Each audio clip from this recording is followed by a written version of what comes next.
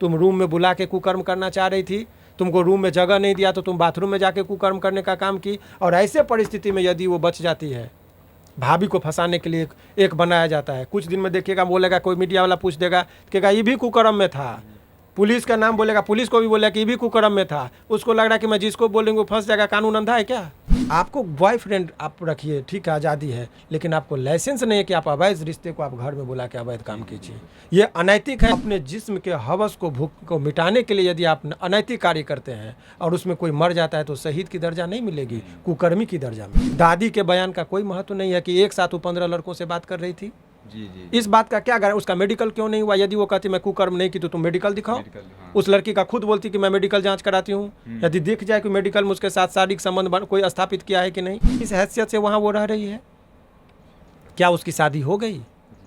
क्या उसकी शादी हो गई थी? जो तुम विधवा का दर्जा, क्या हिंदू धर्म में शादी विवाह का कोई संस्कार का कोई महत्व नहीं है? वो ये दिखाना चाह रही है, अल्पज्ञानी हो के वो समझती है कि मैं सबको नचा रही हूँ। कभी मीडिया के साथ बदतमीजी कर रही है, कभी जो है पूरे समाज के, कभी पूरे गांव के लोगों को कर रही, कि पूरे गांव वाले को फंसा रही है। वो अपराधी केवल किसका किसका? आरती अपराधी माँ बाप का नहीं है, अपराधी माँ बाप के साथ साथ उस गांव का भी है, उस समाज का भी है, और छोटू का भी अपराधी है कि एक साथ वो 15 लड़कों से कैसे बात कर रही थी। मैं ये नहीं कह रहा हूँ, ये स्टेटमेंट उसकी दादी का, उस बिंदु से भी इन्वेस्टिगेशन होनी चाहिए। उसके ही बयान को देखिए ना, आपकी बोला कि मैं दरवाज़ा तोड़ा तब देखा तो वो मरा हुआ था, करंट लगा हुआ था। तो ऐसा भी तो हो सकता है कि लोक लज्जा, कुकर्म किया था वो। जब वो घर में पहुंच गया, उसको पता चला कि हमारे माँ बाप, पूरा गांव का लोग देख लिया, तो उसमें डिप्रेशन में चला गया हो। ऐसे में वो सुसाइड कर लिया हो करंट लगाकर। मारना होता तो लपड़ थप्पड़ से मारता, गोली मारता, फरसा होता, कुदाली होता, कोई चीज़ से काट लेता। करंट से मारने का क्या तुक बनता है? जो लड़की अपने माँ बाप का नहीं हो सकी, अपने समाज का नहीं हो सकी, अपने गांव का नहीं हो सकी, तो क्या वो 4 दिन के लिए वो बचने के लिए गई, अपने स्वार्थ में गई है वहाँ उस लड़के के घर पर? उसको भी अपना शिकार बनाएगी वो। और आने वाले दिन में देखिएगा उसके घर के लोग जो रखे हैं वो भी बुरी तरीके से वही लड़की उसको फंसाएंगे। तो जब वो घटना कोई देखेगा ना, तो एक ही तरह की बात करेगी वो। जितने बार माइक उसके मुंह में सट रहा है उतने तरह की बातें हो रही है। नमस्कार, मेरा नाम अभय कुमार है। अभी हम मौजूद हैं पटना हाई कोर्ट के प्रसिद्ध वकील शिवनंदन भारती सर के पास। हम इसलिए आए हैं क्योंकि आरती छोटू मुद्दा अब नया मोड़ ले रहा है और लग रहा है कि अब आरती फंसती हुई नज़र आ रही है। तो सर से ही जानेंगे कि आखिर कानूनी तरह से कैसे आखिर आरती फंसती हुई नज़र आ रही है। पहले लग रहा था कि आरती के परिवार वाले दोषी हैं, लेकिन अब लग रहा है आरती के परिवार दोषी है, लोग बोल रहे थे, लेकिन अब लग रहा है कि आरती का परिवार दोषी शायद नहीं है। कानूनी राय क्या है, सर से जानेंगे, शिवनंदन भारती सर से। सबसे पहले सर आपका बहुत बहुत स्वागत है। बहुत बहुत धन्यवाद आपका भी। सर मैं सबसे पहले आपसे यही जानने का प्रयास करूंगा कि आरती के पिता भाई जीजा निर्दोष कैसे हैं इस मामले में? देखिए, सबसे पहले तो मैं आपको बता दूं कि ये जो घटना है और इसमें जो छोटू की मौत हुई है, मैं हत्या टर्म नहीं यूज़ कर रहा हूँ, मौत कह रहा हूँ। तो छोटू की जो मौत हुई है तो उनके परिजन और इस घटना से मैं भी काफ़ी दुखी हूँ। किसी की मौत नहीं होनी चाहिए, और उस परिवार में खास करके जिनके बच्चे की मौत होती है, उन माँ बाप का ऐसे परिस्थिति में किसी की कोई गलती नहीं होती है, तो उनके प्रति भी हमारी गहरी संवेदना है। लेकिन कानून का चश्मा अलग होता है, वो जज्बाती होकर कोई चीज़ नहीं देखता है। आप देखेंगे कि कानून की जो मूर्ति होती है उसके चेहरा पर जो है, आँख पे पट्टी बंधा होता है, वो घटना स्थल को नहीं देखती है, वो साक्ष्य और तमाम तरह के सबूतों को तौलती है वो। तो इस पूरे घटना में जो आप देखेंगे, तो आप जो लड़की का जो बयान आ रहा है, एक मात अपने आप को चश्मदीद यानी कि आंखों देख की जो घटना को बता रही है, वो और आरती है। और आरती का कहना है कि मैंने घटना को देखा। उसके बयान को आप देखेंगे तो जब वो घटना कोई देखेगा ना, तो एक ही तरह की बात करेगी वो। जितने बार माइक उसके मुंह में सट रहा है उतने तरह की बातें हो रही है, तो संदेह के घेरे में वो स्वयं आ जाती है। नंबर 1। नंबर 2, आपका जो प्रश्न है कि वो लोग निर्दोष कैसे, तो मैं आपको अनेकों उदाहरण दूंगा, जो हालांकि बहुत चीज़ मैं आपको नहीं बताऊंगा, इससे हमारा केस कमज़ोर होगा कोर्ट में जब बातें को रखी जाएगी। लेकिन मैं आपको जानकारी के लिए बता दूं, पॉइंट बाय पॉइंट यदि मैं आपको बताऊं सारे चीज़ों का, तो आपको अवलोकन से पता चलेगा कि पहली बात देखिए कि वो लड़की क्या कहती है। लड़की का पहला बयान आया कि मुझे एक रूम में बंद कर दिया गया और उसको दूसरे रूम में लेके जाया गया जहाँ उसको मारपीट के मारा गया, फलना फलना व्यक्ति ने मारा। अब एक चीज़ बताई कि जब उसको एक रूम में बंद कर दिया गया तो दूसरे रूम की घटना उसको वो दिव्य दृष्टि थी कि क्या दूसरे घटना को भी देखती थी? तो ये कहना गलत है उसका कि उसने पूरे घटना को देखा था। नंबर 1। नंबर 2, वो लड़का को 2 बजे रात में जो है किसी के घर में यदि कोई पहुंचती है या पहुंचता है 2 बजे रात में बिना कोई उचित कारण दिखाए हुए, तो वो 2 बजे रात में यदि किसी के पास जाएगा तो नेचुरल माने रिएक्शन क्या होगा उसका। एक गार्जियन होने के नाते समाज में देखिए, इसका ये जो घटना का जितना आप लोगों ने जिक्र किया, एक समाज उसको देख रहा है और उसका भी कुप्रभाव आज के बच्चे जो हैं खास करके नई पीढ़ी पर पड़ सकता है। आपको बॉयफ्रेंड आप रखिए, ठीक है, आज़ादी है, लेकिन आपको लाइसेंस नहीं है कि आप अवैध रिश्ते को आप घर में बुला के अवैध काम कीजिए। ये अनैतिक है, इसको सभी लोगों को बोलना होगा। ये अनैतिक कार्य का आपको लाइसेंस नहीं दे रहा है। ठीक है, प्यार मोहब्बत का, और ये प्यार मोहब्बत है नहीं, मोहब्बत त्याग मांगता है, बलिदान मांगता है, एक संस्कार और कुरीति के ओर नहीं ढकेलने की बात कही जाती है। ये अपने जिस्म के हवस को, भूख को मिटाने के लिए यदि आप अनैतिक कार्य करते हैं और उसमें कोई मर जाता है तो शहीद की दर्जा नहीं मिलेगी, कुकर्मी की दर्जा मिलेगी। सर, अगर पिता, भाई, जीजा दोषी नहीं है तो आखिर इस मामले में दोषी कौन है फिर? देखिए, इस पूरे मामले में कहना अभी उचित नहीं है। दोषी उस लड़की का, वो लड़की पूरी तरीके से है। अब कैसे दोषी है, मैं उस पर मेरा जो बात समझिए, क्योंकि आप लोगों का ट्रायल मीडिया ट्रायल चल रहा है और इसमें जज जो है सो जनता है। जनता जो दिखती है वो मेरा तर्क आपको लगेगा। सबसे पहले एक चीज़ बताइए कि ठीक है, प्यार अंधा होता है, इमोशन होता है, लोग को अपने बारे में पता नहीं होता है कि मैं कहाँ जा रहा हूँ। लेकिन एक चीज़ आप मुझे बताइए कि 2 बजे रात में लड़के को बुलाया गया, ये कह रही भाभी को बुलाई, लेकिन क्या भाभी का कॉल डिटेल है? क्या कोई रिकॉर्डिंग है? क्या भाभी के पास मोबाइल था? क्या इस पहलू का कोई महत्व नहीं है? दादी के बयान का कोई महत्व नहीं है कि एक साथ वो 15 लड़कों से बात कर रही थी?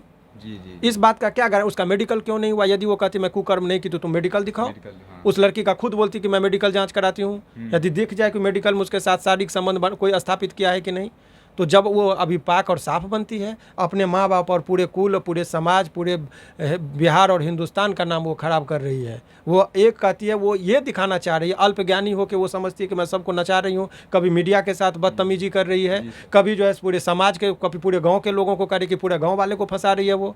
अभी सवाल ये नहीं है कि उसके अपने माँ बाप को फंसा रही है, सभी लोगों को इस पर एकजुट होना होगा। वो फंसा रही है पूरे गाँव वाले को भी, कि गांव के लोग आके मारे तो अब अज्ञात लोगों में नाम आ जाएगा, गांव वाले क्या करेंगे? तो उसके बात में कोई सिमिलरिटी नहीं है। दूसरी बात कि किस हैसियत से वहाँ वो रह रही है, क्या उसकी शादी हो गई? क्या उसकी शादी हो गई थी जो तुम विधवा का दर्जा? क्या हिंदू धर्म में शादी विवाह का कोई संस्कार का कोई महत्व नहीं है? 7 फेरे का है जो हमारा हिंदू मैरिज एक्ट में सेक्शन 5 पढ़िएगा तो उसमें कुछ कंडीशन दिया गया है शादी का। क्या उससे वो ऊपर है? वो जो हमारा शास्त्र है उससे भी ऊपर चली गई।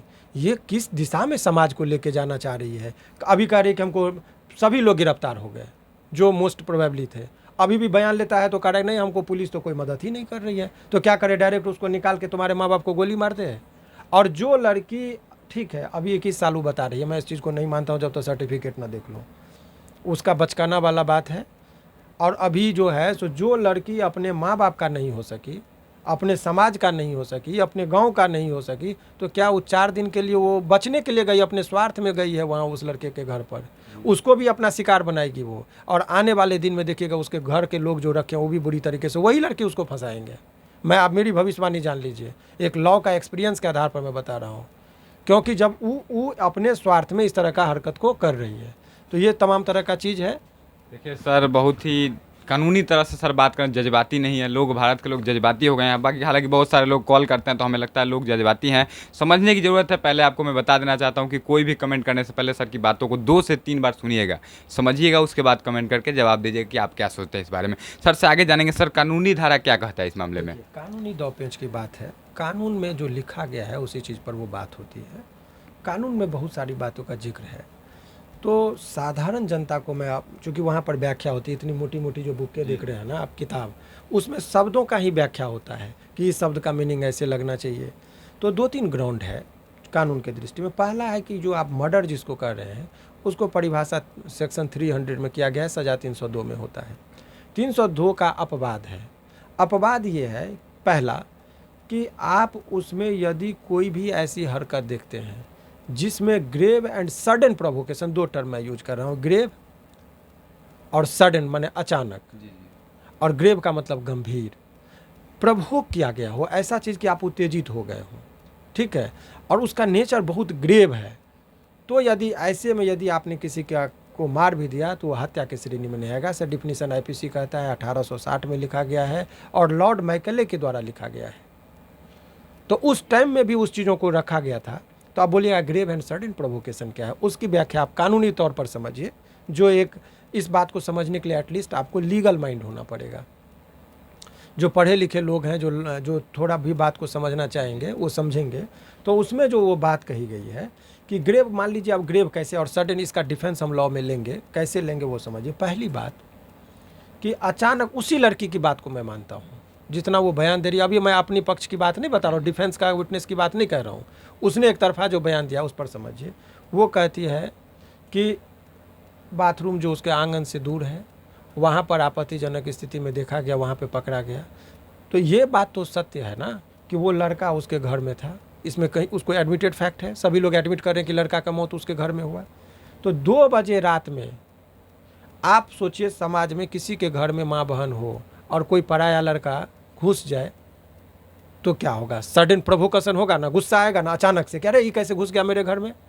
उस आवेग में यदि किसी की मौत भी हो जाती है तो हत्या की श्रेणी में नहीं आएगा। याद रखिए, ये कानूनी बात मैं बता रहा हूँ। तो ग्रेव एंड सडन प्रोवोकेशन का मामला, ये एक लीगल एस्पेक्ट से डिफेंस है, नंबर 1। नंबर 2, एक सेल्फ डिफेंस का भी मामला आता है, आत्मरक्षा, जो आईपीसी में 96 से लेकर 106 धारा तक में विभिन्न परिस्थितियों का वर्णन किया गया है। उसमें आपको बता रहा है कि सेल्फ डिफेंस में एक ग्राउंड है जिसमें defence against body and defence against property. उसमें बोलता है कि आपको, मान लीजिए आपका कोई डकैत है, संपत्ति की रक्षा करना है। अब आप देखिएगा कि मेरा सामान डकैत लेके जा रहा है तो हम पुलिस को बुलाने जाएंगे, कॉल करेंगे, सामान हम ले जाने देंगे? तो अपने संपत्ति और अपने मूल्य, अपने प्रॉपर्टी को बचाने के लिए, अपने आप को बचाने के लिए यदि किसी की हत्या भी करनी पड़ती है तो वो जायज़ है। ऐसा आईपीसी कर रहा है, मैं नहीं कर रहा हूँ, कानूनी बात मैं बता रहा हूँ। अब 2 बजे रात में वो लड़का पहुँचा, तो 2 बजे रात में यदि वो पहुंचा, हम तो नहीं जान रहे हैं कि वो क्या है। हो सकता है कि आरती के साथ उसका प्रेम प्रसंग है, वो दोनों गुप्त रखी थी मामला को। एक भाई पिता तो वो नहीं जान रहा कि हमारे बच्ची के साथ अवैध संबंध है, वो तो यही समझेगा कि अवैध है, चोर है, कि डकैत है, मेरे घर में घुसा। उस आवेग में यदि उसके साथ मारपीट गई तो कौन सा अपराध हुआ? जबकि आरती ने खुद बताया कि किसी को पता नहीं था, किसी को पता नहीं था। तो ये उसका सबसे बड़ा कुकर्म था। तो कुकर्म तो लोग को बताते नहीं है, तुमने चुपके से घर में बुला लिया, नंबर 1। एक चीज़ और देखिए, सामाजिक पहलू आप सोचिए, जिससे भी उससे बात कीजिए, कौन है अपराधी, तो कभी बोलेगा सबसे बड़ा अपराधी मेरा भाई, कभी बोलती है सबसे बड़ा अपराधी मेरा जीजा, कभी बोलती है सबसे बड़ा अपराधी मेरी भाभी। अरे भाभी और ननद का एक पवित्र रिश्ता है। उस रिश्ते में ननद और भाभी का बहुत क्यूट और बहुत प्यारा रिश्ता होता है। कुछ यदि बात भी करती है तो भाभी माँ के समान होती है। उसको उसने कुछ कहा होगा कि भाभी मेरा प्रेम प्रसंग का है, भाभी ने मुस्कुरा के टाल दिया, उसको आपने अभियुक्त बना दिया। भाभी का कर्तव्य भाई के प्रति भी होता है, भाभी का रोल एक पिता के और उस ससुराल में जहाँ रहती है उसके प्रति भी है। उसने यदि अपने भाई को, अपने उनको मनाने के लिए हस्बैंड को बोला तो कैसे तुमको कुकर्म में हाथ साथ नहीं दिया? तुम रूम में बुला के कुकर्म करना चाह रही थी, तुमको रूम में जगह नहीं दिया तो तुम बाथरूम में जाके कुकर्म करने का काम की। और ऐसे परिस्थिति में यदि वो बच जाती है, भाभी को फंसाने के लिए एक बनाया जाता है। कुछ दिन में देखिएगा, बोलेगा कोई मीडिया वाला पूछ देगा, कहेगा ये भी कुकर्म में था, पुलिस का नाम बोलेगा, पुलिस को भी बोलेगा कि ये भी कुकर्म में था। उसको लग रहा है कि मैं जिसको बोलेंगे वो फंस जाएगा। कानून अंधा है क्या? पूरा समाज देख रहा है। अब समाज में सभी लोगों को सोचने की ज़रूरत है, जागरूक होने की ज़रूरत है कि ये एक तरीके से पूरे समाज को बिगाड़ने का काम कर रही है। घर में एक लाइसेंस देना चाह रही है कि प्रेम प्रसंग का मामला है तो प्रेमी घर में आए। जैसे शादी हो जाती है, दामाद घर में आता है तो उसका स्वागत में मिथिलांचल में भी कल्चर है और अन्य जगह भी हमारे बिहार में सोसाइटी में है, अतिथि देवो भव। उसमें दामाद का स्वागत तो और तरीके से किया जाता है। कहीं ना कहीं भारत का पूरा माहौल खराब हो सकता है। इसमें ये कहना चाह रहे कि मेरा बॉयफ्रेंड है, ये कहते हुए तुमको उसका स्वागत करो 2 बजे रात में, उसको लाइसेंस मिल जाए लाने के लिए, ये कहाँ उचित है? और मुझे हैरत तो तब होती है कि समाज के कुछ लोग ये दिखाने की कोशिश कर रहे हैं कि नहीं, आरती जो कर रही है वो सही कर रही थी, प्रेमी का हत्या हुआ है। अरे प्रेमी का हत्या हुआ होता तो उस लड़की का कर्तव्य था, प्रेम करती तो अपने माँ बाप को बुलाती, बैठाती, समझाती, उसको रात के अंधेरे में अपने घर में नहीं लाइसेंस देती कि आइए। और वो कहती है ना कि मेरी भाभी बुलाई, मैं दावे के साथ कह सकता हूँ कि उसका मेडिकल होना चाहिए, लड़की का दूध का दूध और पानी का पानी, कुछ वहीं साफ हो जाएगा कि कितना कौन है क्या है। और सारा चीज़ आपको क्या लग रहा है बचा है? एडवर्स इसमें इन्वेस्टिगेशन करवाऊंगा मैं, एडवर्स की उसको भी कटघरे में खड़ा कीजिए। अभी जिसको आप मान रहे हैं कि प्रोसिक्यूशन के तरफ से अभियुक्त, वो भी बनेगी क्योंकि तुमने उसको बोला फसला के बुलाया था और वहाँ पर उसकी मौत हुई। और वो अपराधी केवल किसका? आरती अपराधी माँ बाप का नहीं है, अपराधी माँ बाप के साथ साथ उस गांव का भी है, उस समाज का भी है, और छोटू का भी अपराधी है कि एक साथ वो 15 लड़कों से कैसे बात कर रही थी। मैं ये नहीं कह रहा हूँ, ये स्टेटमेंट उसकी दादी का, उस बिंदु से भी इन्वेस्टिगेशन होनी चाहिए।